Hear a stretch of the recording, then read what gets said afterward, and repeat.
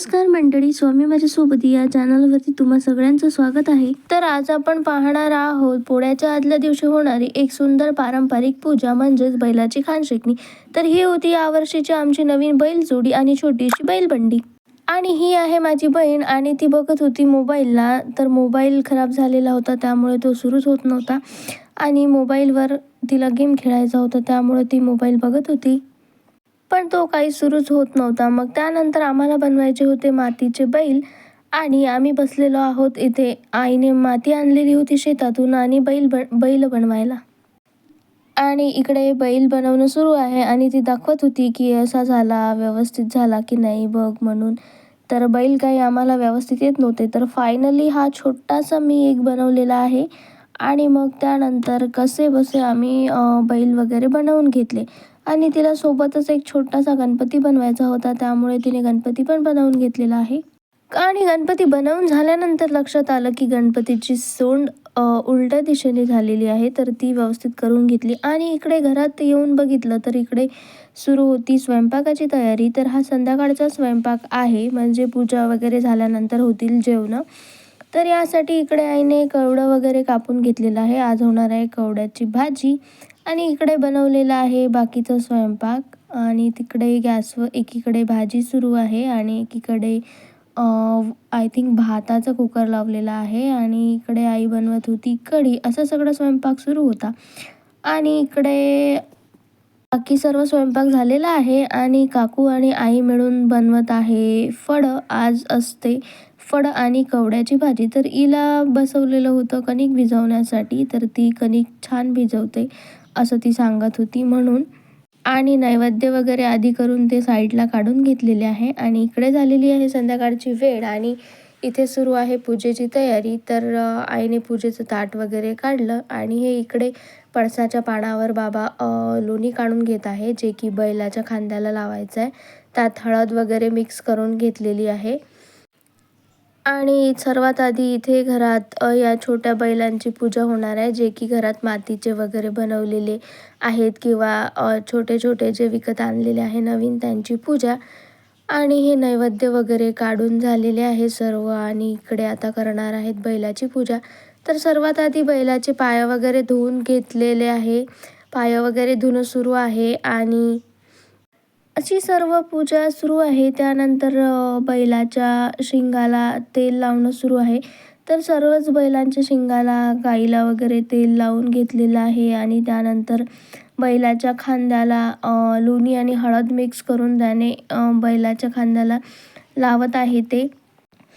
आणि इकडे हे लोक खूप जोरात हसत होते कारण इकडे सर्वांच्या गप्पा गोष्टी सुरू होत्या. हे त्यांना काहीतरी गोष्टी सांगत होते, तर त्यामुळे ते हसत होते. आणि इकडे सुरू आहे यांचं बैलांची पूजा करणं. तर शेतकऱ्यांसाठी हा खूप महत्त्वाचा सण असतो कारण शेतकरी जीवनात बैलांचं खूप मोठं महत्त्व आहे. शेतीची मशागत असो वा गाडा ओढणं, सगळं हे आपल्या बैलांमुळे शक्य होतं. म्हणूनच या दिवशी त्यांना प्रेमाने सजवलं जातं आणि त्यांच्या श्रमाबद्दल कृतज्ञता व्यक्त केली जाते. त्यानंतर सर्वजण बैलांची पूजा करतात, म्हणजे जेवढेही जण तिथं होते सर्वांनी एक एक करून सर्वांनी बैलांची पूजा करून घेतलेली आहे. आणि त्यानंतर होईल बैलांची आरती. या दिवशी बैलाची आरती पण केली जाते आणि इकडे एक एक जणांची पूजा करणं सुरू आहे. तर येथे सुरू आहे सर्वांना टिक्का लावणं. जे कामाला असतात शेतात ते घरच्या लोकांना टिक्का लावून पाया पडतात आणि घरचे पण त्यांच्या पाया पडतात. तर इथे सर्वांनी टिक्का लावलेला आहे आणि इकडे बाबा करत आहे आता बैलाची पूजा. त्यानंतर सर्वांची पूजा झाल्यानंतर बैलाची आरती होईल. आणि जे लोक मग शेतात काम करण्यासाठी असतात, मग त्यांचे पाय वगैरे धुवून त्यांना पण नारळ वगैरे देऊन पाया पडलं जातं त्यांच्या पण. तर ही आहे आपल्या पोळ्यापूर्वीची पारंपरिक खानशेकणी. आपल्या संस्कृतीत प्राण्यांबद्दलचा सन्मान, आपुलकी आणि कृतज्ञता जपण्याची ही एक सुंदर पद्धत आहे, जी की खेड्यातील शेतकरी घरांमध्ये पाहायला मिळते. आणि इथे माझा भाऊ दाखवत आहे धूप. पूजा झाल्यानंतर बैलांना धूप दाखवला जातो, तर इथे तो धूप दाखवत आहे. आणि इथे तुम्ही बघू शकता आभाळाचा कलर किती छान दिसत आहे. तर आता इथे सर्व पूजा वगैरे झालेली आहे आणि आता शेवटी फायनली सुरू झालेली आहे आरती. इथे सर्वजण मिळून करत आहे बैलांची आरती.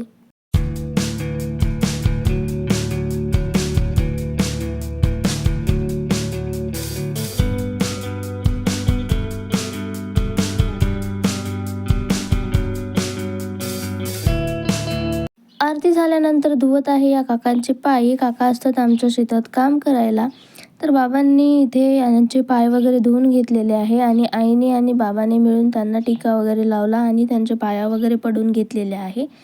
त्यानंतर त्यांना आता यांचे पाय वगैरे धुवून झालेले आहे आणि आता इथे यांना बाबा नारळ आणि शेला देऊन त्यात गहू वगैरे देऊन ते सगळं त्यांना देणार आहे.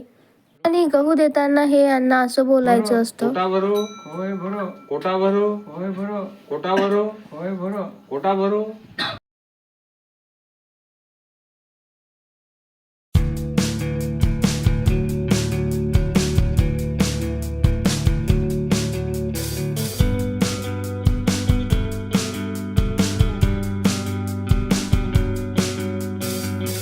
आणि त्यानंतर इकडे यांचे पण पाय वगैरे धुवून घेतलेले आहे आणि हे पण आमच्या शेतात काम करायला असतात. तर यांना पण शेला, नारळ आणि गहू वगैरे देऊन घेतलेले आहे आणि त्यांना पण सेम तसंच बोलायचं होतं. तर आता इथे फायनली सर्व पूजा वगैरे झालेली आहे आणि पूजा वगैरे झाल्यानंतर इथे आता जेवण करायला बसलेले आहेत सर्वजण. तर जेवणामध्ये आज असं सगळं होतं, फळं, कवड्याची भाजी, मिक्स भाजी, ठोंबरा असं सगळं जेवायला असतं आज. तर इथे बसलेली आहे सर्वांची पंगत आणि माझी बहीण इथे सर्वांना वाढत आहे. आणि यांचे जेवण झाल्यानंतर आम्ही बसलेलो होतो जेवण करण्यासाठी. तर आम्ही पण मस्त जेवण वगैरे करून घेतलं आणि जेवण झाल्यानंतर लाईट गेलेली होती, त्यामुळे इथे आम्ही जेवण करून मस्तपैकी मोबाईल पाहत सर्वजण असं बसलेलो होतो. तर असा होता आजचा व्लॉग. तुम्हाला आवडला असेल तर लाईक करा, शेअर करा आणि चॅनलला सबस्क्राईब करा. पुन्हा भेटूया पुढच्या खास व्लॉगमध्ये. तोपर्यंत बाय.